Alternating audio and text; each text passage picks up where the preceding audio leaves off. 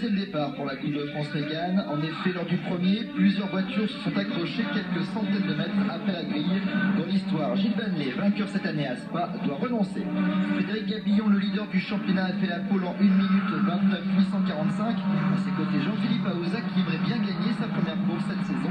Arnaud Dupré et Romain Thiévin sont en deuxième ligne. Et justement, Aouza démarre bien puisqu'il prend la tête, suivi de Frédéric Gabillon, Arnaud Dupré, Eric Lips et Denis Gibaud.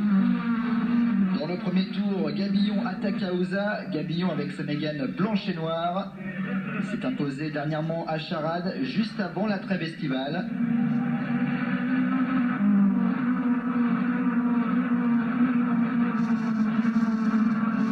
Pour le moment, Aouza résiste.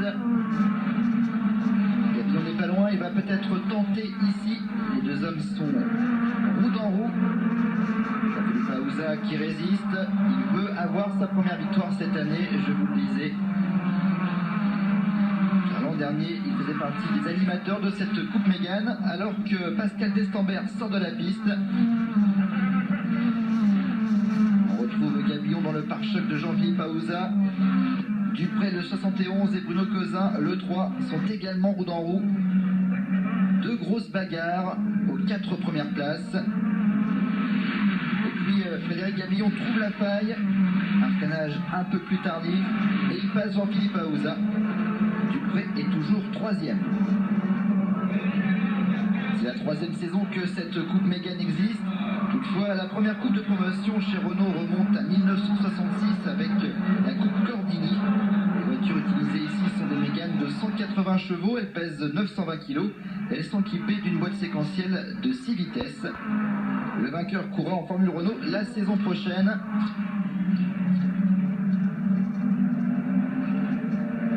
Une petite faute de pilotage pour Arnaud Dupré dans le 9e tour. Il rétrograde à la 6e place. Les pilotes qui sortent très large dans les virages. Ici, Bruno Cousin, il n'a pas hésité à mordre sur le bas-côté. Le voici Cousin avec le numéro 3. On revoit son passage, les deux roues dans le sable. Frédéric Gabillon toujours en tête devant Aouza et Cousin. Denis Gibaud, le numéro 8, à l'attaque et il s'empare de la 3e place dans le 11e tour. Il en reste 2.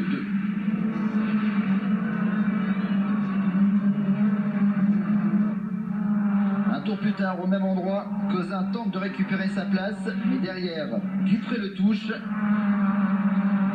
Cousin est dévié, il vient percuter Gibaud, les deux pilotes abandonnent.